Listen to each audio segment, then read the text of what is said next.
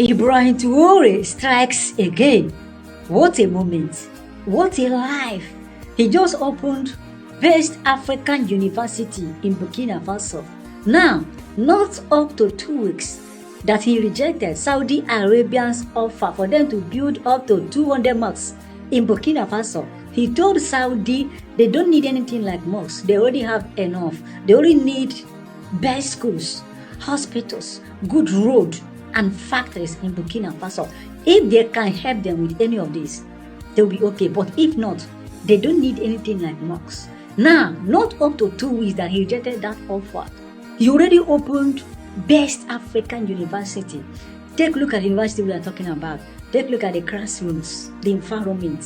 Best African University. He said that Western countries' leaders have been taking away the brilliant people from Africa through scholarship. He don't want Burkinabes to travel to Europe, to China to study. He will open best schools, the kind of schools they attended over there. He will open it in Burkina Faso. Take a look at it. He have done it. He have done it. Burkina Faso citizens are no longer traveling to Europe to study, to work. Everything that are there, all of them are also in Burkina Faso right now. Take a look at what we are saying. Share this message. Share this video. Many Africans need to see this. Like this video so that YouTube and Facebook will push this video more to many Africans to see the miracles, the wonders that is going on. This young guy is performing in Burkina Faso. Watch the full video and share this video importantly. If you're not a wicked person, share this video, like this video, so that it will reach to more people, more Africans. Watch. We lift our voices and raise our hands in celebration of a leader whose name echoes across the valleys and mountains of Burkina Faso and beyond, President Captain Ibrahim Traore. Let the drums of African pride beat. Let the children of Africa know that a new dawn has risen from the heart of Ouagadougou. A dawn where a leader chooses classrooms over cathedrals of politics, where he raises schools instead of structures that divide, where he builds futures instead of fantasies. Yes, it is no rumor. It is fact. While the Kingdom of Saudi Arabia offered to build 200 mosques in Burkina Faso, our bold and visionary president, Captain Ibrahim Traore, stood firm. He looked beyond symbolism and chose substance. He said, "We already have enough mosques. What we need now are schools, jobs, science, books, and opportunities." He didn't reject faith. He embraced the future. He didn't turn his back on religion. He opened his arms to reason, responsibility, and reform. Captain Traore chose schools over mosques, and Intervlog says bravo, bravo 1,000 times. 2 weeks after this historic decision, what did we see? The inauguration of the Kojus Foundation's educational complex, the Kosiam University of Science, a world-class academic center in Nagrin, Ouagadougou, a center that will raise mathematicians, train physicists, produce biologists, and inspire Africa's next generation of innovators. Prime Minister Rimtalba Jean-Emmanuel Ouedraogo himself stood at that inauguration and said, "Burkina Faso's sovereignty must be built on scientific knowledge." For too long, African sovereignty has been mistaken for speeches. Traore and his team are showing us that true sovereignty is built with chalk and lab coats, not just slogans and ceremonies. The Kojus Educational Complex is not just a school. It is a revolution in concrete form. It is proof that in the Africa Captain Traore envisions, we don't build monuments to external powers. We build machines, algorithms, and knowledge hubs.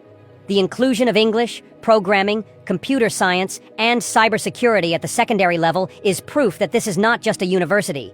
It is an idea that Africa can compete.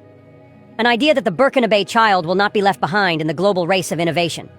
To all African leaders, imitate Traore. Copy his courage. Copy his clarity. This is the path forward. Stop borrowing ideologies and start investing in ideas. Stop building for the past, build for the future. Stop depending on aid, and start depending on your youth. And speaking of youth, let's shout out the CPES Association. Under the inspiration of this educational revolution, they have launched a powerful campaign.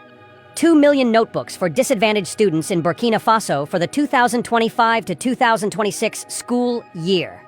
Notebooks, my people. Not prayers without action, not empty promises, not handouts. but tools to write a better tomorrow. These are not just notebooks, they are symbols. They carry the image of our combatants, the FDS and VDP. They carry the legacy of Captain Ibrahim Traore. They carry the eternal vision of Thomas Sankara. When a child picks up one of these notebooks, they are not just holding paper, they are holding power. Power to read, power to write, power to become a doctor, a coder, a scientist, an inventor, power to liberate. Burkina Faso under Traore has proven that transformation does not come from foreign palaces, but from local planning. He has shown us that it is better to have one school that teaches thousands than 100 buildings that teach nothing. Traore reminds us is that religion without knowledge leads to manipulation. Faith without education leads to fanaticism. And a country that kneels in every corner but cannot build a robot is a country that will forever beg. Captain Ibrahim Traore said, "Enough. Enough of aid without dignity. Enough of dependence disguised as development. Enough of charity without capacity."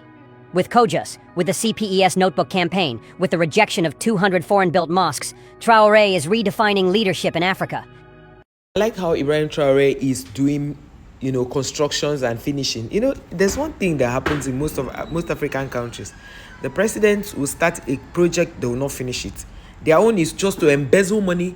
They don't do anything and finish. So I don't know why most African countries, their presidents or their leaders or their politicians do not, look at good things and copy.